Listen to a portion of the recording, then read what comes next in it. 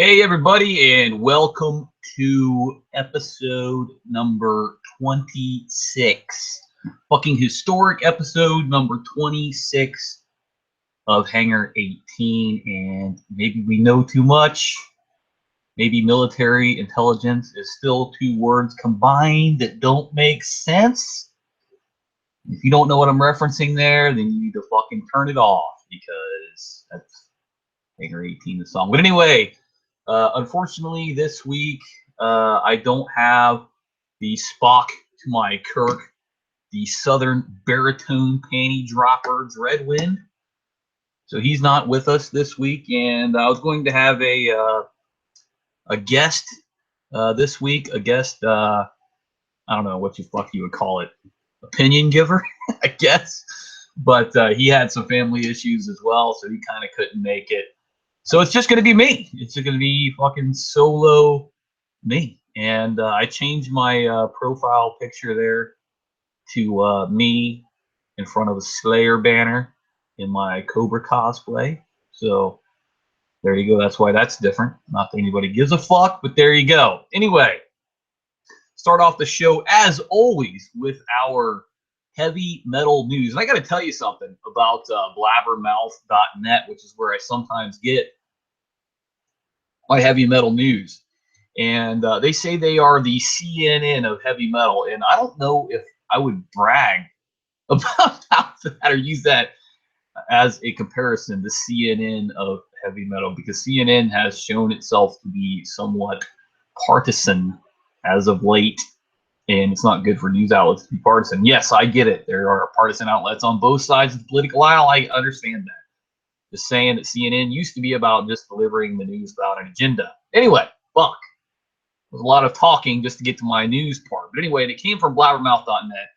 And another thing I want to say about blabbermouth.net, we'll go off on another little tangent here, is that blabbermouth.net, they say that, they're about heavy metal, but they have shit on there about like bands that are just patently not heavy metal. I mean, like shitty like Stone Sour and stuff like that. They're, they're rock and roll, but they're not heavy metal. And if you want to be a rock and roll magazine, that's fine. Just don't, portray yourself as a heavy metal magazine. If you're gonna, put up shit about, I don't know, fucking bands other like Steve Perry and shit like that, Joe Perry, whatever the fuck. All right, so, all right, I'm eventually going to tell you my heavy metal news, and it is this. Kirk Hammett of infamous Metallica fame, they call him the Ripper. Kirk Hammett is going to have a horror and science fiction film art collection on display at the Peabody Essex Museum. And basically what it is I don't know if you know anything about Kirk Hammett, but he's a big horror fan, and he always has been. And he also collects classic horror and science fiction posters. And he is going to have 90 of them, 90 classic posters, which those things can go, depending on what movie it is and depending on what, what condition they are and how big they are. Those things can go for like, anywhere between like $50 and $1,000. So he's probably got a lot of money wrapped up in this collection, right? So at any rate, he's got them in this display at the Peabody Essex Museum, and some of the things there are the Undead, the Collector, Other Realms, posters such as Dracula, the Mummy, Frankenstein, Aliens, The Deep, shit like that. So anyway, Kirk Hammett displaying some art for the people. There you go. That's my heavy metal news. And right now I would go to fucking Dreadwind heavy metal news, but I don't know. Dreadwind's not around, so this is probably going to be a really short episode of Hangar 18 because it's just me talking shit. That's just it. I got nobody to bounce anything off of, so there you go. We're going to dig right into our 10 bands. And half of these bands were given to me by Blake, who is the guy who is going to be the guest star. And he starred on a previous edition of Hangar 18, but like I said, he had some family obligations, so he couldn't really make it. I mean, I hope everything's okay with him and all. And there you go. So anyway, half of these are his, half of them are my picks. and I like did them, you know, alternating. So we'll start off with one of his picks, and the band is Bathory, formed in 1983 in Sweden, and Sweden and Norway and Finland. I mean, they definitely put out a lot of heavy metal bands. I mean, it's got to be the Viking influence. That's my opinion. Maybe Viking is like a direct line to fucking heavy metal. It just seems like it is. I don't know. But at any rate, a lot of good bands come out of Scandinavia. Like shitty economic systems, but a lot of good bands, right? Anyway, the song is called Necromancy, and it's spelled with an S for some reason. I don't understand what that is. Maybe it's a European thing. But anyway, this came off of their 1984 self-titled debut album. And my notes on the song are as follows. The vocals are very, very black metal, and they have strong satanic themes to the lyrics. I mean, the fucking song is basically about summoning Satan, and, you know, and sacrifices and whatnot. So it's pretty, which you can also kind of tell from Bathory's album covers that they're a little bit into the satanic. But anyway, I was watching this on YouTube, and I was reading in the comics that a lot of people were saying that the song sounds like a ripoff of Burzum's War. But here's the thing: this song came out 8 years prior to the release of Burzum's War. So I don't understand how, like, maybe they had a fucking crystal ball at one of their satanic rituals, and they fucking looked into the future and saw the guitar tabs for that. So, hey, that'd be a good song to rip off.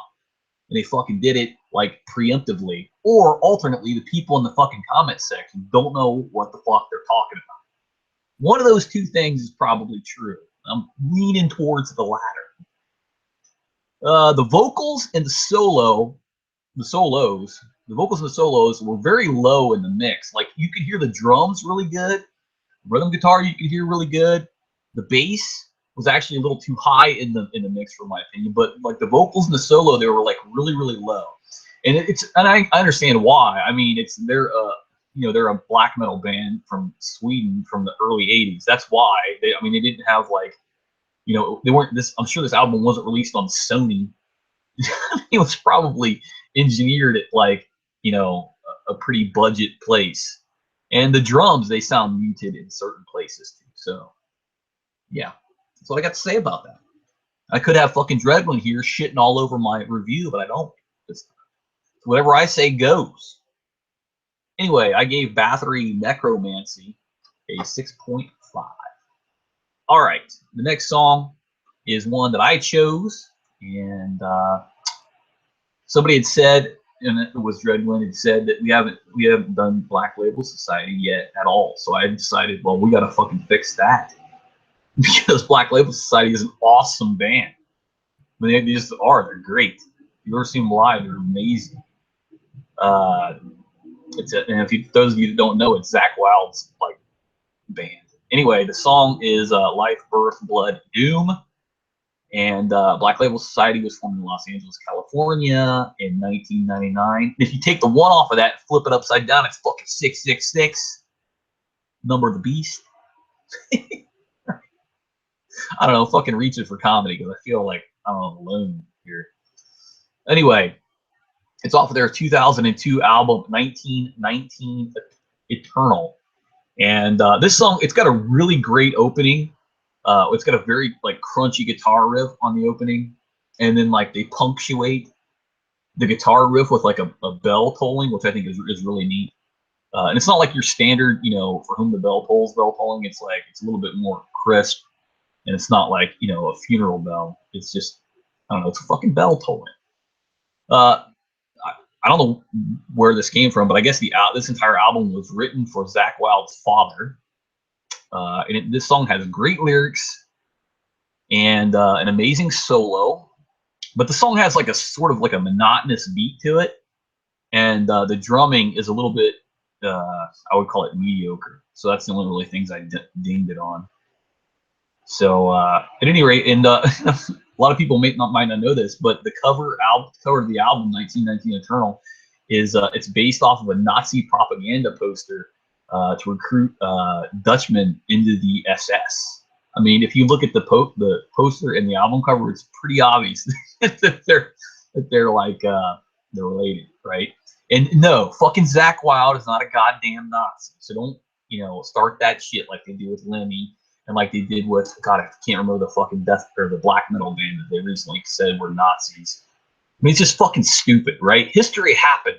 I'm sorry, but you can't just like ignore it and just anytime somebody mentions it, call them a Nazi. It's fucking stupid. And the more you know, bing, the fucking star goes. That's my fucking public service announcement for today. But anyway, I rated this song an 8.5 because it's BLS and it's awesome. Fucking Berserker for life. Okay, moving on. Man, this fucking feels weird doing this by myself. All right, the next song is it's by the band Accept, which were formed in Solingen, Germany in 1968. That's fucking early for this type of band. And the song is called Aiming High, and this was off of their Blind Rage album in 1914. And right off the rip, they were formed in 1968, and this album was in 2014. That's like fucking 46 years later. I mean, that's impressive, right? This album debuted at #1 on the German charts, which now is the time on Sprockets when we dance. But anyway, they waste no time getting into the solos. Like they start a solo like right off the fucking rip. And every time I see Accept or hear anything about Accept, I cannot. It's impossible for me not to think about Balls to the Walls video, where he's got that really awful haircut, and he puts the microphone like right up to the top of his chest, and he sings down into it with his terrible haircut, and he's like got that fucking wrecking ball. It's so awful video. Anyway, the vocals in this song are very power metal-y. I mean, it's inescapable. There's 1980s style guitar arrangements throughout the entire song. And one of the lyrics I thought was pretty funny is he keeps saying aiming high and waiting for relief. And when I heard that, I was like, holy shit. That sounds like a bit of a double entendre to me. Like, I'm not going to explain it. You know what I'm fucking talking about. Aiming high and waiting for relief. You get it. Anyway, the solos are very good and they're very clean solos. But I don't like they do this thing where they have like crowd vocals in it, which I guess they're that's the part when they're playing it live, they probably want the crowds to sing along. But I'm not a fan of that part of it. But I thought, for a power metal band, the power metal song, this was pretty good. I'm not typically a fan of power metal, so I gave this a 7.5. And I'm not sure if I rated the Bathory one because I don't have Dreadwind here to keep me on track, but I rated that a 6.5. I know I did the Black Label Society. All right, so fuck. Moving on. All right, here's another song that I picked. And we haven't done this one yet, but I've been waiting to do this song for a while on Hangar 18 because, well, it's a fucking awesome song. I love this song. It's Lamb of God, Omerta. Lamb of God, of course, formed in Richmond, Virginia in 1994. And this is off of their 2004 album, Ashes of the Wake. And well, I just fucking lost my place here. Okay, yeah, Ashes of the Wake. It starts off with this great monologue, which from what I understand is like a paraphrasing of the actual ritual Omerta. If you don't know what Omerta is, it's like when a mobster becomes a made man, they go through like this ritual where they prick their finger and they bleed into this thing, and then they burn a picture of a saint and they swear Omerta, which is basically like don't involve the cops and like shut your fucking mouth and don't talk about the family. And basically it inducts them into the mafia is what Omerta is. The guitar comes in to the song like a motherfucking sledgehammer, and it never lets up. It just like blasts away, like right off the rip. The drumming in the song is amazing, which that's not surprising given who's on the kit in this album. The guy is a legend. And the lyrics are badass. The song has great tempo changes. And Randy's vocals are spot on. I mean, he's an amazing singer. And he's an amazing frontman, too. I mean, he's not going to hit your Rob Halford high notes. you know, and he's not gonna have like that. God, I always forget what the fuck the name of that is. Like, you know, the warbling people do with their voices. It's like, oh, he can't really do that. But I mean, like, as far as a heavy metal frontman goes, he's like all over it. Anyway, one more note that I have is Ashes of the Wake was ranked as the 49th greatest guitar album of all time by Guitar World. So, I mean, that's saying something. I don't know what the other 48 were. Probably something Megadeth, I would assume. But anyway, I gave Lamb of God Omerta a 9.0. All right. Yeah. Moving on to our next one, Black Sabbath, Heaven and Hell is the name of the song, and it's the title track off their 1980 album, Heaven and Hell. And I believe this was the first one with Dio in it. And Dio joined the band in 1979. And I believe it was Sharon Osbourne who suggested Dio lead the band, but I'm not, 100% sure about that. But like, here's the thing about Black Sabbath, Heaven and Hell. And, don't get me wrong, I like Black Sabbath with Dio. But to me, it sounds like Dio. I mean, it does. It just sounds just like a Dio song. And this one is no exception. From the very first lick of the guitar, to me, it sounds like a Dio song. And then Dio comes in and sings, and then they do this like bass slowdown part, then it fucking sounds like Dio. And then Dio comes in with its vocals, and yeah, it sounds like Dio. Which, if you like Dio, which I like Dio just fine. I mean, I don't hate Dio, but I mean, it's not Black Sabbath to me. It just is, and that pisses people off sometimes because they're like, well, Dio had the better voice, he had the higher, the larger range, he's a more talented singer. That might very well be true, but I mean, Ozzy is so iconic with Black Sabbath. The way he had that eerie type vocal, and his stage presence, and just the way he sang and the way he did things. You're just never going to replace that with anybody. So Dio had like an impossible task to start with. So, but like I said, to me, I call Black Sabbath in that era, I call them Heaven and Hell because that's more appropriate. They sound like Dio to me. Anyway, that was a fucking long diatribe. Anyway, there's a part where they have like, I don't know if it's a choir, but it sounds like they have a choir singing in the background. I just gotta say that I would have fucking loved to have been in the room when like some agent walked into some church and said, "Hey, would your choir mind singing on a Black Sabbath album?" Because a lot of people think that Black Sabbath is like, way into Satanism, even though if you actually read the lyrics to a lot of their songs, it's the exact opposite. At any rate, yeah, the breakdown, it takes way too long. They have this like breakdown part, and there's like little guitar flourishes here and there, but it's not enough. It's just it just seems like an empty space in the song to me, and I'm not a fan of it. Yeah, but they do have like at the very end, there's like this acoustic guitar outro, which I like. And that's all my notes on Black Sabbath, Heaven and Hell, the Dio years. Obviously, this one wasn't picked by me. You can probably even tell by my tone of voice. I'm not like that big of a fan, but I did give it a 7.5. I mean, because it's 75% Black Sabbath, so that's close, right? All right. The next song I'm going to review here for you is by a band called Carcass, formed in Liverpool in 1985. And the Carcass has like some of the best song names ever, and this is no exception. This one's called Incarnated Solvent Abuse.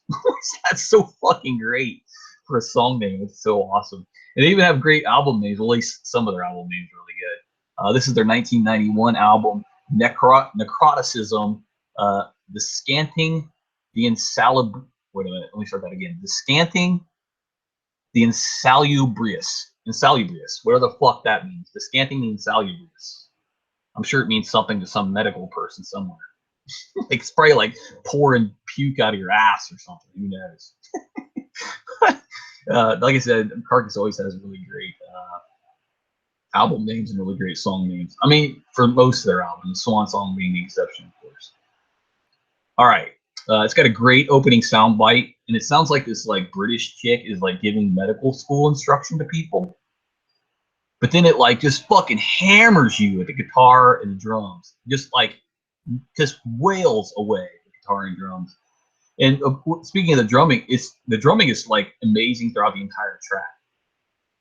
But this is one of those songs, like almost like I mean, obviously it's not a Meshuggah song, it's like pretty far from a Meshuggah song, but they don't really follow a standard song structure in this song. It's not like you do like, you know, verse, chorus, verse, verse, chorus, you know, with a solo in there somewhere. Like they break it up a little bit differently, so it's like a little bit jarring when you listen to this song. So, like, because obviously it's not the standard that you've heard 100 times in 100 different other songs. So it's a little bit jarring the way that they do the song structure. But the solos are really, really good. And my favorite part about the solos is that they're kind of subtle. They don't like overpower the drums and rhythm. They're kind of there, and they kind of like blend in seamlessly. And to me, that's the mark of a good solo, is if it blends in with the rest of the song really seamlessly. Like there are a lot of songs where the solo is really good, but it's like the song stops and this guy just gets up and just wails away like on an ego trip, and then he comes back and the song starts again. You know, I mean, that's okay if you're into that kind of thing, but I kind of like the ones that kind of like, they just kind of like, hey, we're going to feature this guy for a couple seconds or a minute or whatever, but they don't get carried away with it. Fucking, I think Dribbling calls it guitar wanking or whatever the fuck. Anyway, I mean, I'm not like shitting on solos. I'm just saying some solos kind of like, I don't know, they break up the continuity of the song a little bit, in my opinion. Okay. That was my fucking soapbox, my second one for this broadcast. All right. Next song is by Grim Reaper, and this was a Blake pick. The song was called See You in Hell, which is a great name for a song, right? Grim Reaper was formed in 1979 in, I don't know how the fuck you pronounce this. It looks like Droitwich, England. I'm sure they pronounce it something like totally different. It probably sounds like hamburger or something when they fucking say it. You know, like the British people, they say, you know, centrifugal instead of centrifugal, and they say aluminium instead of aluminum. They probably have a weird, fucked up way of pronouncing this, Droitwich, England. But they're formed in 1979, Droitwich, England. This is the title track off their 1983 album. when you put this video on, they're like quintessentially 1980s Metal Gear. They have like the armbands with the bracers with the spikes on it, the bullet belts. I mean, they're like way 1980s. The hair, everything. The singer, he wastes zero time showing that he has a strong voice. This fucker, I mean, he can sing. That is for certain. When he does sing, he does this thing where he kind of like splays his legs out and then he leans backwards. I don't know what he's doing that for. Maybe it's to like get his lung expanded as far as he can, but he does that, and maybe that fucking helps him. I don't know. Anyway, this song was ranked number 38 on VH1's 40 most awesomely bad metal songs ever countdown. So, I mean, it didn't make number one, which I'm not sure if that's a good thing or a bad thing in this case, but it was ranked 38 on VH1's most awesomely bad metal songs ever countdown. But here's the thing. Fuck VH1, because like they used to play music, but like now they just play bullshit. So what the fuck do they know? But anyway, I kind of like the song, really. I give it a 7.5, which that's a pretty high score for me as far as power metal goes. So there you go. Grim Reaper, see you in Hell 7.5. I don't know if I rated Carcass. I gave it an 8.0. God damn, we're fucking up all over the place. Black Sabbath, Heaven and Hell, I gave a 7. I'm gonna just fucking review all the scores at the end because I'm not sure if I did them all. Fuck. God damn it, Treadway, I need you, buddy. All right. The next band, a little known band called Danzig. If I ever have a kid, I'm gonna name it Danzig if it's a boy, which I'm never gonna have a kid, so you can just ignore that. Formed in Lodi, New Jersey, and every time I hear Danzig, I always think that, you know, he's Southern. I guess he's not, but he definitely sounds like he's Southern. Anyway, this song is called Twist of Cain, and that's off their self-titled album, which a lot of people call it Danzig 1, which is a great album. You should, I mean, that's Danzig 1 is probably, I would say in the top 20 albums that you have to have if you're a metalhead. I mean, it's just a really good album. I can't really think of too many bad songs on it. The main guitar riff, it sounds very like Southern, almost like a bluesy type thing going on, where it goes and yes, I fucking have to do it every episode. Whether Dreadwind's here to make fun of me or not, got to do it. And so does Danzig singing. He definitely sounds like he's Southern in this. So I don't know where. I always thought he was from Texas, but I guess not. The album has gone platinum, and this song was actually written originally for Danzig's band Samhain. So like they just had that song, I think one other left over. They just changed the arrangement a little bit, re-recorded some things, and put them on their debut album. And here's an interesting tidbit you might not know. James Hetfield of Metallica does some uncredited backing vocals on this song.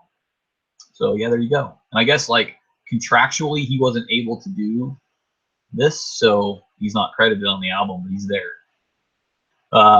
There's very strong guitar contrasts in this song.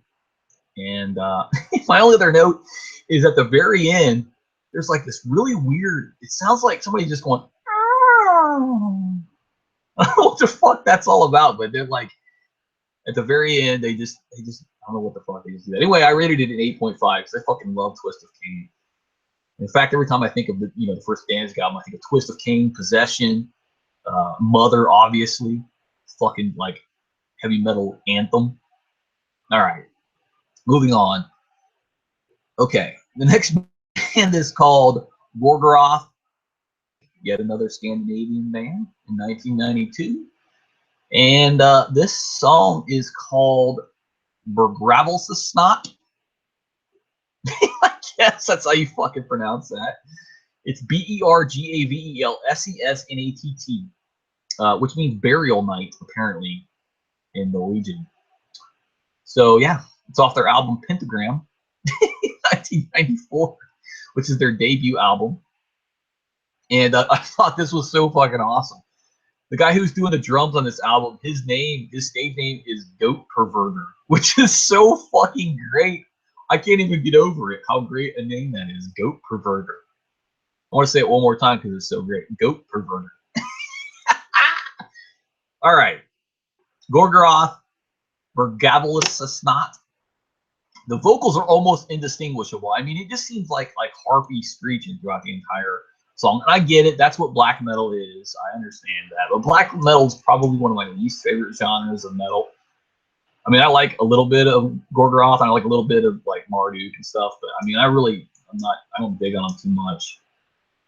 The drums and rhythm guitar are really spot on this. Like a lot of black metal just sounds like, I don't know, 1,000 miles per hour. You can't even pick out individual riffs, but not so on this song. The band Gorgoroth, this is an interesting tidbit of information. The band Gorgoroth is named after the dead plateau of darkness in the land of Mordor from J.R.R. Tolkien's fantasy novel, The Lord of the Rings. So there you go. Fucking learn you up something new, even when Dreadwind's not here. Anyway, Gorgoroth, Bergavelsesnatt, I ranked a 6.0. I'm just not a big black metal fan at all. So I don't know. Maybe somebody's got some great black metal out there and like, hey, listen to this shit. It's gonna be great, and it'll change my mind. But what I've heard thus far, and I've heard probably at least a dozen black metal bands. I mean, like, don't get me wrong, I like Venom too, but I mean, just like, I don't know. I don't like the vocal style. I don't like the speed of it. Really, I'm just not a big fan. Anyway, last song was picked by me, and wow, it's gonna looks like we're gonna end up just about exactly half length of what a normal podcast is. So that's just about right for this one dude. All right, anyway, the band is called Black Tide. They were formed in Miami, Florida in 2004. And the first time I ever heard of Black Tide was at Rock on the Range. And my sister actually was like, hey, there's this band Black Tide you might like, and they're on the second stage. You should go check them out. So I go over there, and apparently they're like friends with Jose Mangin from Liquid Metal, because he came out and introduced them and everything. And the drummer came out, and the guitarist came out. The guitarist was wearing a Pantera shirt, so I was like, well, that's a good sign. So and then they had, I mean, they had some technical difficulties, like for instance, the mic for the lead singer didn't work, which that's pretty important. But they were really good. They fucking rocked it the fuck out live. So I was like, hey, I'm gonna have to go and check these guys out. So like the first song came up for them when I looked for them was "Walking Dead Man," and that's the song I'm reviewing here, which is from their Postmortem album. Which, hey, Postmortem, also a Slayer song. Postmortem album released in 2011. Like right at the beginning, they do this like really fucking amazing drum and guitar solo part that they do. It's just like the guitar just fucking wails right off the rip. And the guitarist, when I saw him, had a big afro, and I think he's like a Latino dude. So I thought like an afro on a Latino dude was pretty cool. I thought. The lyrics of the song are really great because they're like making fun of narcissistic fuckers, and they're like, yeah, you know, no matter who you think you are, no matter who you know, that doesn't matter because you're eventually going to be a dead man anyway, right? Which is pretty cool, I thought. I was reading about their progression as far as musically, Black Tide, and apparently they went from speed metal to core metal to hard rock. So that's a pretty broad base of or broad range of musical styles they've went through. And this is more from their speed / thrash era, which it's not. I wouldn't classify it as thrash metal. I mean, it's kind of thrashy, but it's a little bit more core than that. But the band has been around since 2004, and it's had 9 different members. So right there, you can tell that a lot of the musical influence is getting changed around. I mean, I guess their lead singer is the only one that's been there the entire time. But if you look at their the Wikipedia, like if you look up a band on Wikipedia, it'll show you like these little timelines of who was in the band, for what periods of time. Like the one for this one is like so fucked up, like the lines just go diagonally, like across, instead of like in a straight line like they're supposed to. Somebody fucked Wikipedia up big time. I don't know what the fuck they were thinking. Yeah. But there's also like a very Latino metal feel to the song, which like there's a lot of great Latino metal bands. Like I just like I don't know what it is. Like people like from south of Texas, they fucking are big time in metal, especially thrash, which is fucking awesome.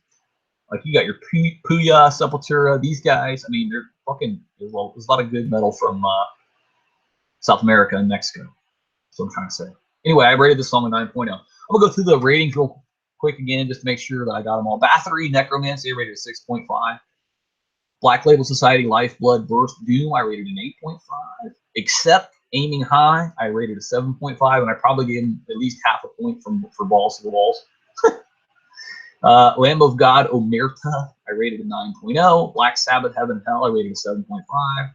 Sorry, Dio, you're not Ozzy. You're good, but you're not Ozzy. All right. Carcass, Incarnated Solvent Abuse, I rated an 8.0. Grim Reaper, See You in Hell, I rated a 7.5. Danzig, Twist of Cain, got a little twist of Cain from the God below, yeah. Fucking sound just like Danzig, right? All right, I rated that an 8.5. Gorgoroth, Bergabelsa Smat, I rated a 6.0. And Black Tide, Walking Dead Man, I rated a 9.0. All right. That does it for my review of the songs, the 10 that Blake and I picked. And once again, thanks to Blake for picking those songs. And, it's a shame that you couldn't be on here today, man. It kind of sucks. It's a bummer. But, you're welcome some other time, I'm sure. And, you do good picks. And I hope everything is okay with whoever you're dealing with there, man. Anyway, yeah, we need to do a punk show again, too. So, I mean, that was kind of fun, actually, I thought. So, whenever Minerva's ready for another punk show, let us know. We'll bring her on. Fucking, we're gonna do some anarchy in the UK, maybe. I don't know. Anyway, now it's time of the show where we talk about concert stories, and this story is probably one of my favorite concerts ever. I saw Carcass, Testament, and Slayer live, which is fucking an amazing lineup. And obviously, Slayer is my favorite of those 3. I don't know. Everybody's aware I'm a big Slayer fan. Fucking Slayer. But I was like right on the left-hand side of the stage, which is where Gary Holt was the entire time. And The story is this, you know, Gary Holt is over there the entire time on the left-hand side of the stage. He probably changed guitars like 3 times. At any rate, he threw picks out, and people were like fucking fighting over the picks and like punching each other over the picks. This is what I did. I was like right up against the bar. And once the show was over and like they flicked the lights back on, I just looked down where, you know, in front of the bar. There were like 4 picks just sitting there, right?